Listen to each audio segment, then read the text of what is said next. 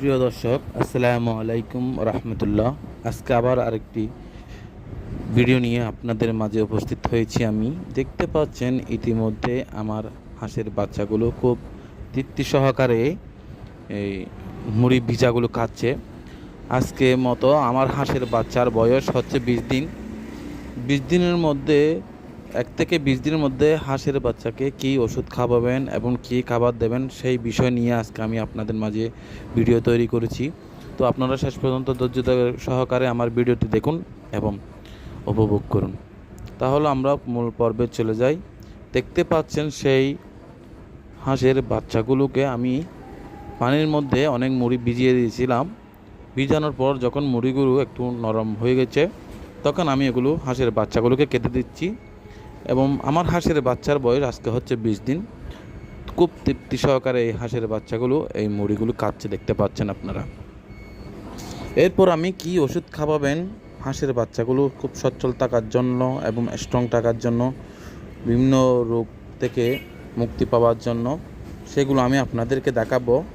আপনারা ইতিমধ্যে দেখতে পাচ্ছেন এই ওষুধটি আমি সাধারণত পানি দিয়ে এই আমার হাঁসের বাচ্চাগুলোকে আমি খাওয়াই। এছাড়াও আরেকটি ওষুধ রয়েছে, সেটাও আমি মুরগিকে পানির সাথে মিশিয়ে আমার হাঁসের বাচ্চাগুলোকে আমি খাওয়াই এবং মুরগিকেও আমি খাওয়াই। কারণ অনেক এই ওষুধগুলি খাওয়ালে অনেক রোগ প্রতিরোধ ক্ষমতা বৃদ্ধি পায়।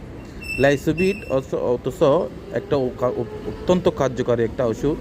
এই লাইসোবিট আপনি যদি প্রথম দিন থেকে যদি হাঁসের বাচ্চাকে আপনি খাওয়াতে পারেন তাহলে আপনার একটা হাঁসের বাচ্চাও মরবে না। এবং যতদিন পর্যন্ত আপনার হাঁসের বাচ্চা 30 দিনের বয়স হয় নাই ততদিন পর্যন্ত আপনার হাঁসের বাচ্চা সুস্থ সবল থাকবে এবং খুব সুন্দর করে খাবার দাবার খাবে এবং মোটা তাজা হবে। তো বন্ধুরা, ভিডিওটা কেমন হয়েছে জানাবেন।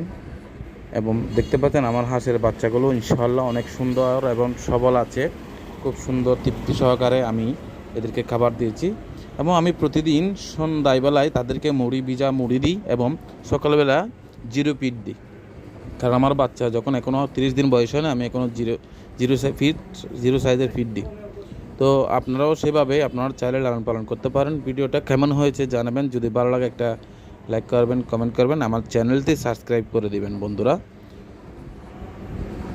দেখতে পাচ্ছেন খুব সুন্দরভাবে আমার বাচ্চাগুলি। পরবর্তী ভিডিও দেখার জন্য অনুরোধ করে এখান থেকেই বিদায় নিচ্ছি। আল্লাহ হাফেজ।